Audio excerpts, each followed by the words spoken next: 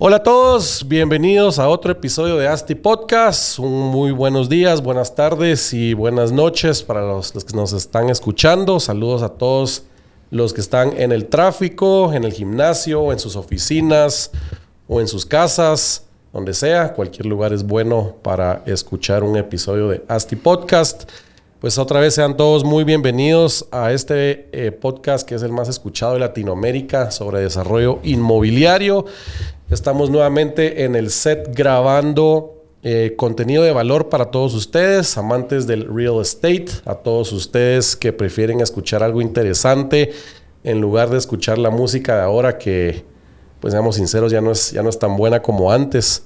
Pero por ustedes es que nos tomamos el tiempo de venir aquí al set a grabar y espero que realmente les genere valor, que les enseñe algo bueno, porque siempre pues ese ha sido el objetivo principal de este podcast, el poder generar un contenido interesante, un contenido pues que nos haga a todos un poco más inteligentes y sobre todo mejores desarrolladores inmobiliarios.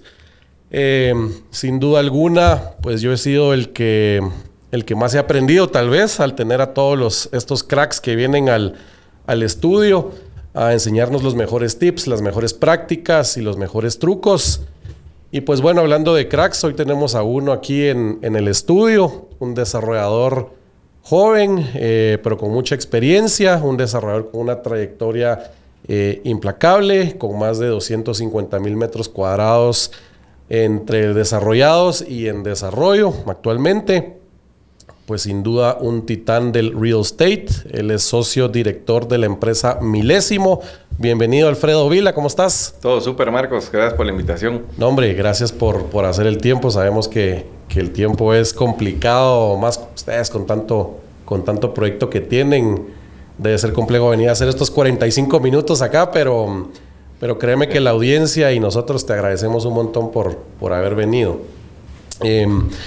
Pues en esta serie de titanes del real estate, como ya bien sabrán los que escucharon ya los episodios anteriores, lo que buscamos es conocer un poco más de los desarrolladores, desde cómo iniciaron en la industria, cuál es la visión que tienen a largo plazo.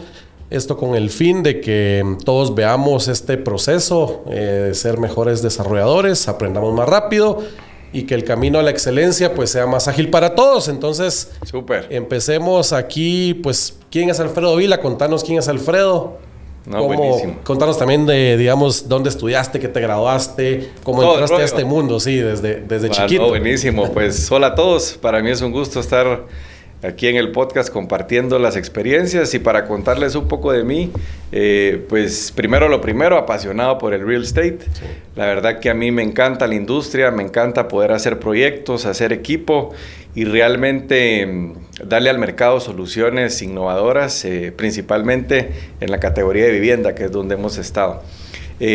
Para contarles un poco de mí, pues yo estudié 2 carreras. Yo estudié administración y economía y luego saqué una maestría en emprendimiento, okay.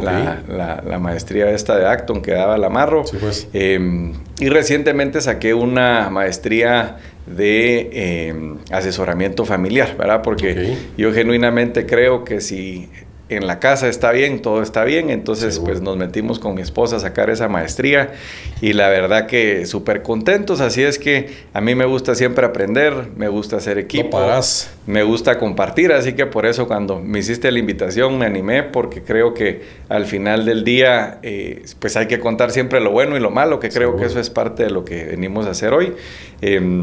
¿Cómo entro en real estate? Pues yo estaba trabajando en Estados Unidos, ahí en Connecticut específicamente, y un amigo me llama que estaba en Miami. Llego a Miami, me meto a un curso de real estate para ser corredor allá. Para ser broker. Pero en ese proceso me habló mi papá que pues había dado una oportunidad de hacer un proyecto en la Antigua, Hacienda del Comendador. Y pues vengo a Guate y ahí empezamos con el tema del real estate. Era una lotificación de 24 manzanas y pues todo un aprendizaje. Prácticamente pues uno tiene una base de lo que aprende en la universidad. Claro. pero... Que al final no te sirve de nada. Sí. No, siempre o sea, aprendes mucha teoría y al pero final la práctica te sirven, es lo importante. Pero la práctica y también vas y estudiaste afuera, pues al tropicalizarlo a Guatemala es otro rollo. Sí, no, 100%. Entonces, pues vengo a Guate y ahí empecé a trabajar en este proyecto de cero. Prácticamente había solo un contador y todo lo trabajábamos con externos, ¿verdad? Sí, pues. Y pues ahí fuimos aprendiendo poco a poco, de nuevo haciendo equipo con los diferentes proveedores en ese momento. Y es ahí en donde, entendiendo un poquito las diferentes necesidades que habían en real estate, también nace un emprendimiento que fue Vilia, ¿verdad? Ajá, sí, entonces, sí. Veníamos haciendo proyectos, pero en ese proceso ¿En qué año fue nace eso? Vilia, más o menos 2011 vine a Guate. Sí, pues. Y la idea de Vilia empieza por ahí del 2014 y lanzamos en el 2015, más o menos, ¿verdad? Sí, pues.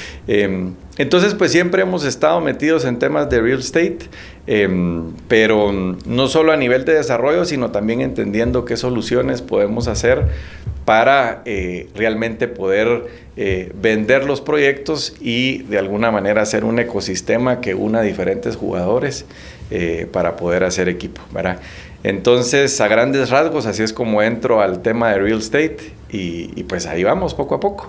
Y contanos un poco de Vilia, ¿por qué te nace esta necesidad o ganas de generar porque es un marketplace de venta de Mira, propiedades? Originalmente era un marketplace, pues básicamente al ver las diferentes soluciones que habían fuera de Guate, que las había utilizado ya, dije, pues hay que hacer lo mismo en Guate. El silo guatemalteco. El silo guatemalteco. Resumen, fue un portal muy exitoso en cuanto a tráfico. Teníamos 80,000 visitas al mes, muchos desarrolladores, inmobiliarias, vendedores independientes metidos, pero fue un negocio que no se logró monetizar, ¿verdad? Yeah. Entonces era exitoso comercialmente, pero no generó plata. Entonces, pues finalmente hoy es una inmobiliaria, sí, pues. Pero sí nuestra esencia originalmente fue hacer un marketplace. Ya. ¿Y qué crees que pasó ahí? Te pregunto porque realmente Guatemala no tiene un marketplace como así, el marketplace que uno dice inmobiliario, ¿verdad?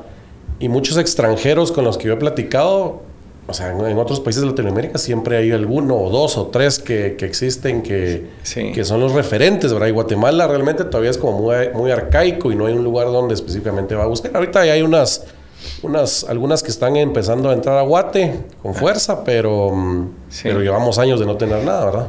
Pues mira, varios factores, pero principalmente nuestro modelo era ciertos paquetes y se pagaba por leads y demás. El reto, te diría yo, es que el tema de leads, pues obviamente cuando uno genera cierta cantidad de leads, no todos necesariamente califican. Y como de alguna manera la gente te conoce, pues cuando a vos te da un lead Meta, no llamas a Zuckerberg a reclamarle, ¿verdad? Entonces... ya te caché, por ahí va la cosa. Alfredo, mira, me estás estafando. Sí. No, los leads no necesariamente, pero eso pasaba, ¿verdad? La gente en ese momento creía que todos los leads iban a ser calificados y no, pues creo yo que hoy es una realidad. Si nos vamos a la estadística, más o menos de cada 100 hay 3 por ahí que sí son de verdad. Que sí son de verdad, pero bueno, un aprendizaje excelente. Seguimos en ese proceso, seguimos nos reinventando y la verdad que pues muy contentos. Buenísimo. Bueno, y empezaste entonces en la antigua con el proyecto de lotificaciones, pero ahí todavía no era milésimo. No. Ahí era familiar el tema. Pues te cuento, fíjate que ahí no era milésimo, era familiar. En ese proyecto, pues lo que hacíamos era lotes, luego le construimos a los clientes. Y conforme fuimos haciendo el equipo, la decisión que tomamos fue de hacer más proyectos. Obviamente, si estás en el negocio, la verdad que con mi papá hacíamos un excelente equipo, luego mis hermanos también llegaron, se involucraron y la verdad que una experiencia súper interesante. Pero en el 2016, luego de ir haciendo ciertos proyectos, mi socio actual, Alejandro Aguilar, tenía un terreno en Mariscal y me dice, vos hagámonos socios en este proyecto. Sí, pues. Y pues es ahí donde empezamos a conocernos con Alejandro y hacemos Aralia. Luego de Aralia sale otro proyecto, Aralia 2, y en ese proceso es donde nace la idea de Milésimo, porque básicamente teníamos 3 equipos, el de él, el nuestro y el de Aralia. Y el de Aralia, sí, ¿verdad? Pues. Y ciertas cosas las tercerizábamos. Entonces, básicamente la idea fue plantearle a nuestros papás, que eran los accionistas, que nosotros queríamos formar una empresa que le diera los servicios a sus proyectos, ¿verdad? La desarrolladora. Entonces, ahí nace Milésimo. En el 2019 se concreta la empresa, y básicamente de ahí es donde detona el crecimiento de diferentes proyectos, porque anteriormente se trabajaba con capital familiar y hoy ya tenemos múltiples inversionistas a los cuales nosotros le damos los servicios, por supuesto siendo nosotros uno de esos inversionistas, porque pues obviamente tenemos que tener el skin in the game, ¿verdad? Y así nace Milésimo, vamos. Milésimo, como su nombre lo dice, es una fracción, y una fracción quiere decir una parte, y el concepto es que todos se sientan parte, desde los colaboradores, obviamente, que son los que mueven el negocio, los proveedores, por supuesto, con relaciones de largo plazo que tratamos siempre de negociar, y los inversionistas que pues realmente han sido un motor, y se ha vuelto ¿cómo se llama? Un stakeholder importantísimo en todo lo que se está haciendo, ¿verdad? Claro. Entonces se unen los 2 socios ahí con las familias y empiezan a involucrar a terceros como inversionistas. Correcto. En esa fusión, digamos, que me imagino que debe haber sido complejo, porque pues, puede ser que cada quien llevaba sus reglas y su forma de trabajar, pero tal vez no indagando en tanto en eso específicamente, sino más en cómo hicieron para unificar el propósito de Milésimo. O sea, cómo establecieron Alejandro y Alfredo, los dos, y dijeron, bueno, ¿qué vamos a hacer? ¿Qué Milésimo, qué tipo de desarrolladora va a ser? ¿Va a ser solo vivienda? ¿Va a ser oficina? ¿Va a ser de todo lo que venga?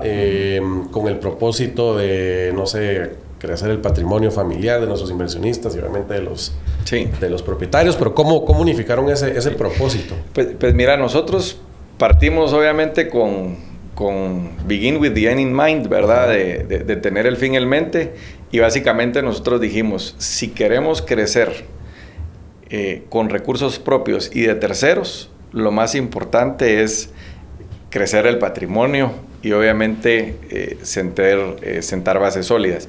Pero también dijimos que si queríamos hacer proyectos buenos y que tuviéramos compras recurrentes, era fundamental hacer proyectos que de alguna manera estuvieran bien ubicados, fueran bien hechos, para que el que te comprara el proyecto, no solo el que te estaba dando el capital, también pudiera crecer su patrimonio. Entonces, con esa idea, para resumírtelo, es que nace ese propósito de crecer tu patrimonio, ¿verdad? Sí, entonces, así te lo puedo resumir. Buenísimo.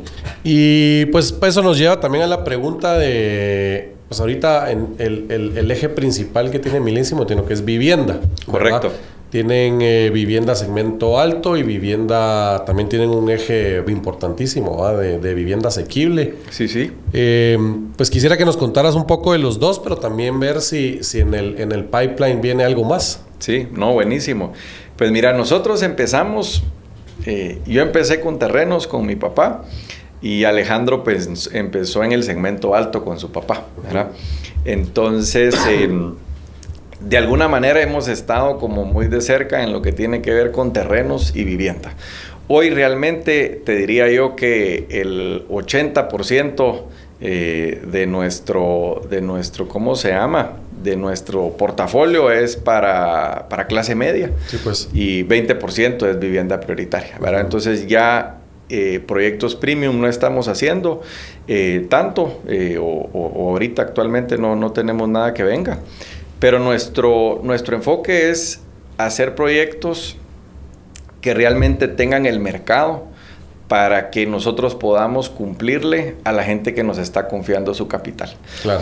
Y nuestro modelo de negocio básicamente es hacer proyectos buenos, bonitos y baratos. No necesariamente somos los más baratos en todos los segmentos en donde desarrollamos, pero sí lo que tratamos es darle ese plus al cliente para que nuestros productos se vendan rápido y darle vuelta a la plata. Sí, pues. Donde producto donde la venta no sea un problema tan grande. Correcto. Entonces, pues hoy estamos muy enfocados en vivienda, ¿verdad? O sea, nuestros proyectos pues son clase media y vivienda asequible. Pero no descartamos hacer proyectos de otro tipo a futuro. La verdad que no estamos cerrados. Sin embargo, cuando tu core es vivienda, normalmente la tendencia es que todo lo que hagas sea vivienda, ¿verdad? Sí. Entonces, en ese proceso estamos de pues sí, analizar otras opciones, pero sin enfocarnos, porque, digamos, nosotros genuinamente creemos que el enfoque es lo que te hace experto en lo que haces. Claro, seguro. No, decímelo a mí, nosotros nos hemos enfocado en vivienda, pero ya no estamos ahí saliendo un poco de la línea, que nos metimos a comercial y es otro rollo, pero ahí vamos aprendiendo también del tema. Pero contanos un poco de la vivienda asequible. Realmente todo esto de los movies, no sé si son movies específicamente lo que han desarrollado. Para los que no conozcan qué es movies, pues son módulos urbanos de vivienda integral sostenible. Fue una dinámica que lanzó la Municipalidad de Guatemala para poder brindar vivienda asequible a las familias guatemaltecas, y el FHA se montó. Ahí entiendo que hubo complejidades desde el primer proyecto, porque pues, como cualquier normativa, la primera versión no es la mejor, ¿verdad?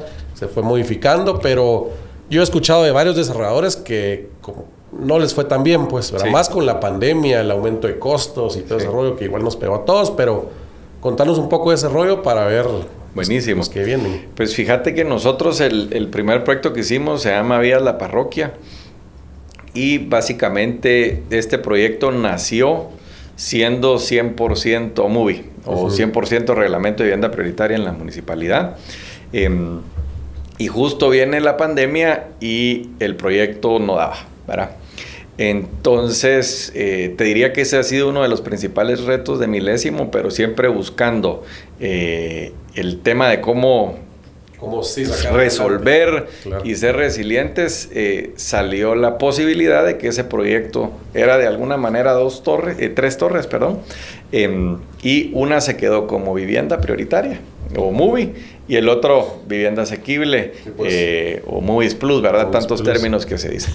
Entonces, en resumidas cuentas, este proyecto fue el primer proyecto híbrido aprobado por la Municipalidad de Guatemala, y eso logró que el proyecto fuera un proyecto exitoso. Yo te digo, este proyecto en términos comerciales fue un proyecto que para nosotros significó venta récord. O sea, nunca habíamos vendido tan rápido un proyecto, y las ventas que se caen, se revenden. Sí, pues. Ahorita este proyecto ya lo estamos entregando, y te puedo decir que es un proyecto que nosotros lo catalogamos como un proyecto exitoso.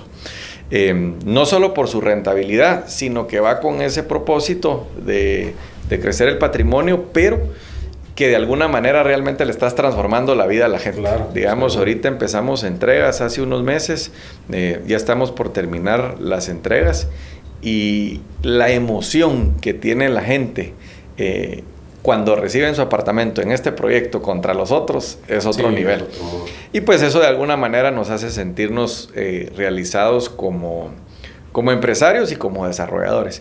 Entonces, te diría yo que es un producto que tiene oportunidad en Guate, muchísimo, ahí es donde está la demanda, pero sí considero que a pesar de que la MUNI, las entidades de gobierno, el FHA, han apoyado muchísimo, desde mi punto de vista o nuestro punto de vista, la norma no está bien hecha para alinear los incentivos del cliente, desarrollador y entidades de gobierno. Entonces eso lo que hace es que los proyectos no sean tan ágiles, ¿verdad? Si me preguntas, ¿los vamos a seguir haciendo? Sí, seguimos en ese proceso. Pero sí creo que tiene una oportunidad de ver cómo realmente, si es lo que el país necesita y la gente necesita, de alguna manera se le puede inyectar más agilidad a este tipo de proyectos. ¿Y qué twitch o qué cambios le harías a esa norma, o qué crees que es lo que necesita? Tal vez es algo pequeño, o qué es lo que necesita para que sí funcione. Sí, mira, pues primero creo yo que no se puede indexar todo a salarios mínimos, porque si suben los costos, como en la pandemia, no hay proyecto, ¿verdad? Entonces ese es el primer tema. Pero segundo, creo yo que tiene que ver con un tema de que la agilidad que de alguna manera se ofrece se materializa. Y te pongo un ejemplo. Normalmente nosotros cuando escrituramos un proyecto, si es FHA, pues hay 3 expedientes y aquí hay un 4º expediente. Yeah.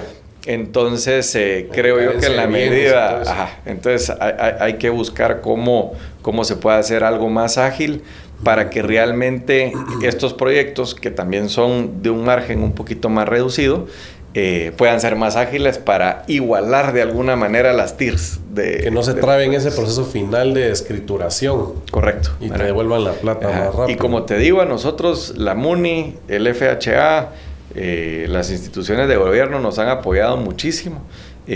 Pero sí creo yo que hay que alinear a todos los stakeholders de este proyecto para que camine. Pienso yo que tal vez así como la Cámara de la Construcción creó esta ventanilla ágil de la construcción, que hubiera una específicamente para los proyectos asequibles, que tuvieran todos sus delegados específicamente para esos proyectos y todo fuera hacer FHA, pues. Sí, 100%. ¿Vos crees que con esa parte nada más y el quitar el tema indexado a salarios mínimos ya pudiera ser mucho más ágil y positivo? Y el tercer elemento es que como la tierra cada vez está más cara en la ciudad, obviamente cada vez es más difícil hacer ese tipo de proyectos cercanos a, si mal no recuerdo, a los 350 metros de transporte público. Entonces, si esos 3 variables no se revisan, pues es darse paja. La tierra está difícil, pero sí hay que buscar la forma de generar. Lo que yo he analizado, pues nosotros hemos medio metidonos en ese rollo, pero nunca hemos desarrollado uno. Es que tiene que ser un terreno grande para tener un volumen grande para poder mitigar el riesgo de cualquier cosa. Cuando son proyectos muy chiquitos, como ese primero que desarrolló Cabal Intepro, como que no tiene escala. No tiene escala. Entonces, cualquier trancazo ya no hay para dónde, pues, no puedes maniobrar nada. Sí. Fíjate que nosotros en ese proyecto, te diría yo que la utilidad se va a cumplir, o se está cumpliendo, ya prácticamente estamos por terminar. Y lo que nos está impactando es la TIR por el tiempo. Digamos que este proyecto se suponía que la licencia iba a ser más rápida y nos tardó 17 meses, por lo mismo de que como era un proyecto híbrido, todavía estaban aprendiendo. Todavía se estaba aprendiendo, pero en fin, contentos con el proyecto, seguimos haciendo. Tenemos vías de San Rafael en la zona 18, venimos con vías de San José. Todos los días los estamos trabajando bajo esa marca, aunque no son vivienda prioritaria, porque necesitamos resolver ese tema. Buenísimo, pues felicidades por esos proyectos y contanos tal vez un poco de toda la etapa como desarrollador. De los proyectos que has estado involucrado desde el inicio, pues tal vez ¿cuál es el del que más orgulloso te sentís ahorita? ¿O todos? Perdón. Mira, yo te diría que no puedes escoger uno solo porque realmente en todos los proyectos creo que hay cosas buenas. Pero si me decís cuál realmente tiene más cosas positivas, cuando lo cerremos definitivamente es Vía La Parroquia.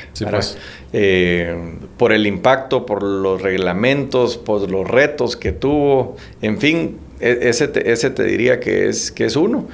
Pero pues ustedes abrieron brecha para ese tipo de proyectos y son los que establecieron las reglas. Pero obviamente el otro proyecto, si me preguntas, es Aralia Mariscal, porque fue el primer edificio que hicimos. Y nos ganamos el premio a la excelencia de Cementos Progreso. Fue un proyecto que creo yo que va a marcar una tendencia en la zona 11. Diseños diseños diferentes, ¿verdad? Muy bonito. Ciertos toques, ventanas de piso a cielo. Entonces, en fin, sí se le dieron sus toques y fue un proyecto también muy exitoso. Sí, pues. Y de todos los proyectos, el desafío más grande que has vivido en un proyecto, algún problema y cómo lo resolvieron. Mira, el problema principal fue de hacer un proyecto híbrido, sin lugar a duda.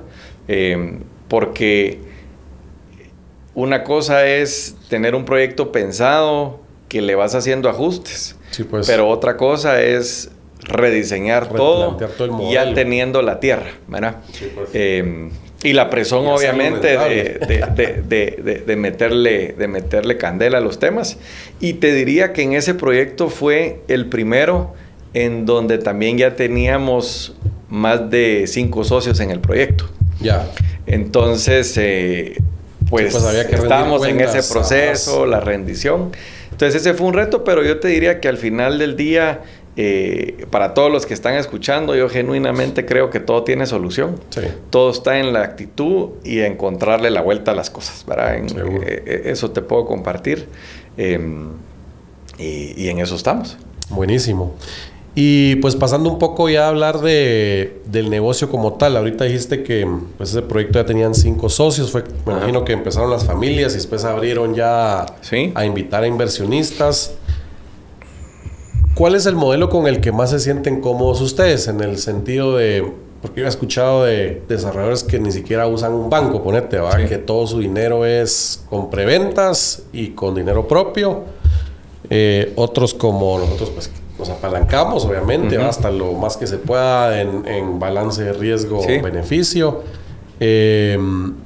A otros que buscan inversionistas, pero les dan, ponete, acciones preferentes y no son parte, no tienen voto en juntas directivas ni nada. Se les ofrece un rendimiento y de ahí vas trabajando.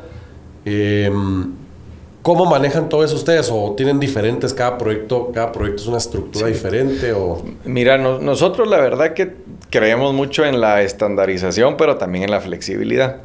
Entonces, de alguna manera, nuestra estructura de capital la replicamos, pero la vamos adaptando en función de cómo está el mercado. Nuestros proyectos los apalancamos también dentro de los parámetros razonables. Normalmente los proyectos los hacemos 80-20, 70-30, dependiendo el proyecto y lo que nos sintamos cómodos. 80-70 deuda, 20-30 capital. Y básicamente nuestra estructura es... Siempre mete plata milésimo para tener ese skin in the game y entran diferentes inversionistas, ¿verdad? Según el proyecto, así son los tickets. Yeah. Para nosotros lo importante es que toda la gente se sienta cómoda. Digamos que cuando uno está en el negocio de administrar capitales de terceros, lo más importante es tu nombre y cumplirle a la gente. Entonces, si me preguntas, nosotros lo que buscamos es que sean un grupo de inversionistas que de alguna manera se sientan cómodos. Que ya confían. Que confían y que nosotros también, ¿verdad? Porque al final nosotros buscamos inversionistas, si están directos en el proyecto, nosotros buscamos gente que quiera aportar. Y ellos también buscan ser escuchados, ¿verdad? Sí, pues. Entonces, mucho del trabajo nuestro es ese tema de relacionarte con los inversionistas. Pero sí, nosotros tenemos inversiones directas en proyectos o tenemos un fondo. Que ese fondo lo tenemos ya desde hace unos años. Gracias a Dios se ha levantado bastante plata y ha sido una solución muy interesante para gente que quiere diversificar su riesgo y que invierte en todos los proyectos de milésimo, proyectos que están en diferentes etapas, con un éxito comercial comprobado. Entonces, esa sí ha sido una solución interesante, que ahí sí son acciones preferentes, en donde se les paga un rendimiento y básicamente pues es gente que de alguna manera busca una solución más atractiva que tener su dinero en una cuenta de ahorro. Y que no está buscando el riesgo de estar en un proyecto que te puede ir bien, te puede ir mal, se pasa 17 meses en licencias y me imagino que es un fondo que les paga, no sé, trimestralmente o... Trimestral. Nosotros ahí pagamos trimestral. Su pushito, sus dividendos. Sí. Y la verdad es que nosotros estamos un poco en lo mismo viendo porque cuando ya empezás a hablar con inversionistas, pues que no son así grandes inversionistas de millones de dólares, sino son medianos inversionistas. Y el desconocimiento, pues la regla número 1, no sé si es la número 1, pero de inversión es entender en qué estás invirtiendo, pues ahora no vas a invertir en algo que ni conoces, pero Es diferente venir y yo plantearte invertir en este proyecto en zona 11, que van a ser apartamentos que no sabes ni qué onda, que mira esta empresa que tiene este respaldo con esta cantidad de activos, que hace desarrollos inmobiliarios, pues que ya tiene ahí unos estados financieros bastante robustos y te puedo generar este vehículo financiero que te va a pagar trimestralmente y ya decidís vos si ese te lo gastás o lo ahorrás o lo volvés a invertir. Pero como que el apetito del mediano inversionista, digamos, es mucho eso, ¿verdad? Recibir esa seguridad de estar recibiendo... Sí, plata recurrente. Pues mira, yo te diría que para nosotros, independientemente de la cantidad, todos los inversionistas son igual de importantes. Y lo que nosotros hemos ido buscando es irnos adaptando. De hecho, obviamente cuando uno invierte en un proyecto, el riesgo de proyecto, retorno de proyecto. Pero cuando se invierte en el fondo, de alguna manera... como las tasas suben, bajan, uno tiene también que estar consciente de cómo se está moviendo el mercado de capitales para en función de eso uno ser competitivo, porque sí creo yo que un tema que es muy importante en esto es que aunque la gente te dé plata y le des una acción preferente, es importante que la gente... uno la mantenga informada. Claro. ¿Verdad? Nosotros mandamos un reporte mensual, se tiene ciertos temas de atención inversionista, en fin, creo yo que el tener esa combinación a nosotros nos ha ayudado mucho a tener estructuras de capital, como te decía, que se replican, pero que se van adaptando a la necesidad del proyecto en particular. Sí, pues. Y entiendo que el fondo, entonces, van captando el fondo y el fondo va, necesita equity para ir generando la cantidad de proyectos que... Es correcto. Que tiene. Para así más o menos lo vamos manejando. Y una pregunta que cuesta siempre contestar porque, bueno, cada quien tiene sus parámetros también como desarrolladores y lo que esperan como inversionistas, pero cuando están analizando proyectos, ¿verdad? Digamos que viene el broker y te ofrece dos terrenos en zona 13, ¿va? Uno a la par del otro. Y vuelves ahí, cada quien tiene sus Gs y sus parámetros, sus variables para el potencial desarrollo que puedes usar. Me imagino que pues ya hablaste de la TIR, que me imagino que es el índice financiero, que es el que utilizan más principalmente junto con el ROE o otros TIR y ROE. Para definir en cuál vale la pena invertir y qué le estás ofreciendo a los socios y qué van a generar ustedes como socios también, ¿verdad? Sí. ¿Qué parámetros de esos índices son los que buscan en proyectos para poder decir que sí, le entro porque sí es un negocio rentable para nosotros? Mira, nosotros más o menos en ROE, te diría yo que estamos entre 50 y 70 en los diferentes proyectos. Hay unos que tienen un poco más. Y en TIR más o menos entre 15 y 20, ¿verdad? Nosotros creemos de nuevo que si obviamente vas a vender caro, de repente te va a dar un 25, 30, pero no se va a vender el proyecto. Eso crees, ¿verdad? Pero después se te alarga por ventas, cabal, y para haciendo igual o menos. Sí, nosotros, pues uno de nuestros principios es pues ser conservadores y de alguna manera yo sí creo que un proyecto que está arriba de los 20, hay que revisar muy bien el Excel, porque el Excel aguanta con todo, ¿verdad? Entonces yo sí, entre 15 y 20, 50, 70, lo considero que son proyectos razonables, y por ahí va, ¿verdad? Y eso es comprando la tierra. Comprando la tierra.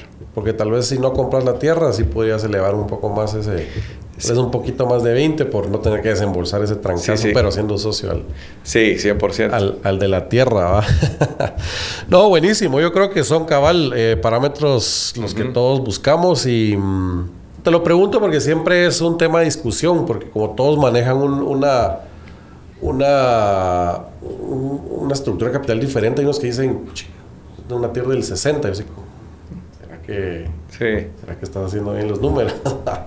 Porque es complejo, pero cuando en un modelo normal con el apalancamiento del 20 o 30%, creo que sí, por ahí es donde debes de andar, ¿verdad? Sí, 100%. Buenísimo. Pues contanos también un poco del futuro. ¿Qué espera Milésimo el futuro? ¿Cómo ves?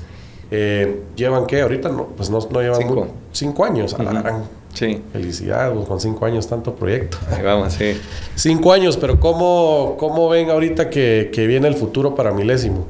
Mira, nosotros ahorita hemos estado trabajando mucho en consolidar y hacer bases sólidas, ¿verdad? Porque cuando se tienen cierto volumen de proyectos, lo importante es poder ir estandarizando. Cada proyecto tiene su identidad, pero estamos trabajando mucho en sentar esas bases para que realmente podamos crecer de una forma ordenada y que si vamos a ir a desarrollar pues cada vez más en el interior. Este año venimos con algunos proyectos en el interior también, que la forma de hacer las cosas de alguna manera esté clara con las flexibilidades dentro de los parámetros. Entonces nos hemos estado enfocando mucho en eso, en meterle tecnología, en automatizar procesos y todo ese rollo, pero también siempre pensando en reinventarnos, pues obviamente empezando siendo una desarrolladora que tenía 10 proyectos, actualmente tenemos 12 activos, venimos con más, pero sí nosotros estamos con todas las ganas de poder crecer en todo lo que tiene que ver con el mercado de capitales y de poder hacer negocios dentro del mismo negocio. Ponerle nosotros ahorita en el tema de capital, estamos ya lanzando con un primo un fondo de energía renovable, y entonces esa parte de capitales también está creciendo para nosotros tener solución para los diferentes inversionistas. Y por supuesto, del lado del producto de desarrollo en sí, muy enfocados en el tema de vivienda, pero sí, como te decía, analizando las diferentes alternativas, posibilidades, y eventualmente, ¿por qué no pensar en salir también de Guate? ¿Verdad? Pero en ese proceso estamos, ¿verdad? Ahí va mi siguiente pregunta, porque al final Guate, aunque Guate, el área metropolitana, todavía hay demanda, pero está saturado, que ahí están todos, pues ahí sí estamos todos desarrollando, y por eso seguramente ya están analizando el interior como todos, y de repente, ya Shela, mira cómo va de creciendo Cobán, y escuchaba a desarrolladores pensando en edificios de 15 niveles en Cobán. A ver si se materializan o no, pero hay que ver. Y de ahí, pues al final Guatemala país, creo que no es pues cuando lo comparas contra un México, Colombia, otro, somos pequeños, ¿verdad? Sí, sí. Entonces decir, bueno, que una expansión a otro país, y si sí lo han pensado, ¿a dónde sería? Mira, la verdad que decirte el país en específico, no me animaría. Obviamente sí hemos analizado el tema, pero creo yo que si uno da ese paso, no es solo para que se oiga bonito, sino uno tiene que estar listo. Entonces, yo sí creo que nosotros con ese tema de estructurar esas bases sólidas que te decía, en su momento y en nuestro plan estratégico lo tenemos pensado para tomar una decisión en el 2027, ¿verdad? Sí, pues, entonces todavía nos falta tomar la decisión, y sí creo yo que de nuevo, si nosotros vamos, buscaríamos más cómo hacer equipo con gente local, claro, que ir y empezar de cero, ¿verdad? Yo genuinamente creo que el poder hacer equipo se construye.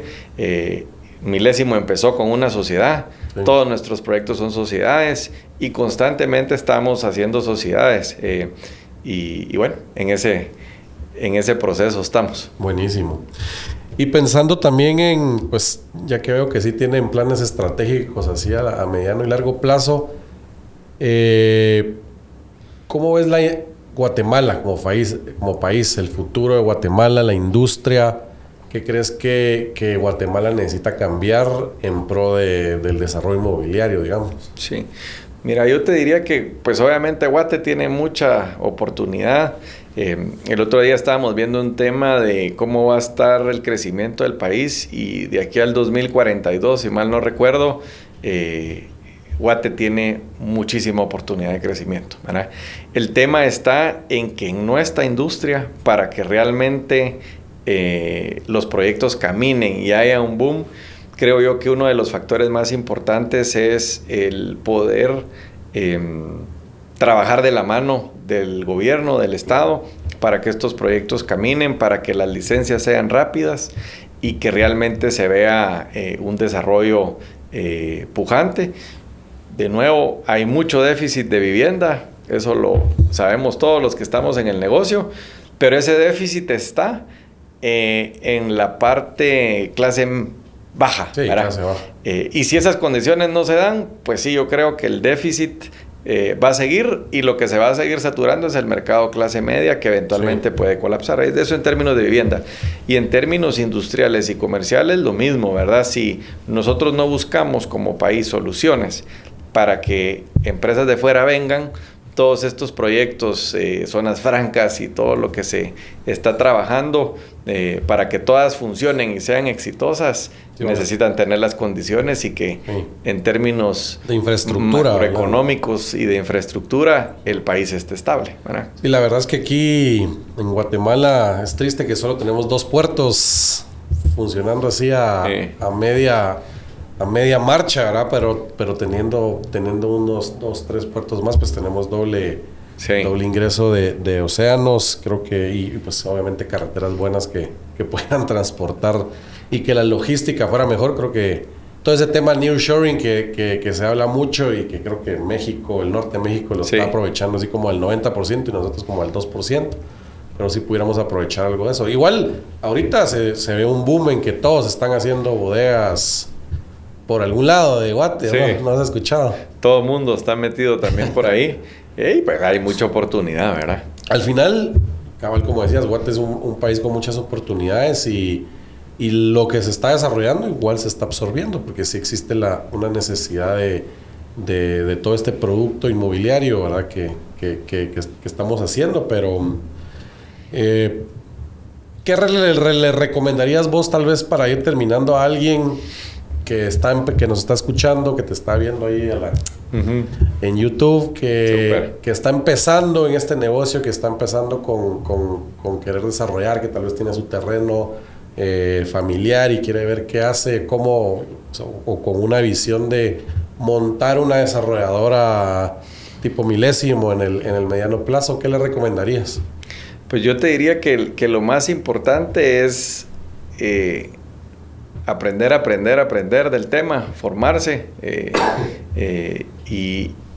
y hacer equipo. Digamos que yo realmente creo que los negocios, ya sea con equipo propio, con terceros, si los proyectos tienen las personas correctas, los proyectos caminan, ¿verdad?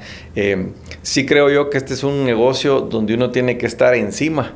Y cuando digo encima, no quiere decir que uno no empodere y le dé autonomía a su equipo. Sí, pues. Pero si una cosa sale mal, por no tener los controles, la reportería necesaria, pues obviamente puede ser de que esa confianza que te tuvieron los clientes y los inversionistas no venga. Entonces, en resumen, aprender,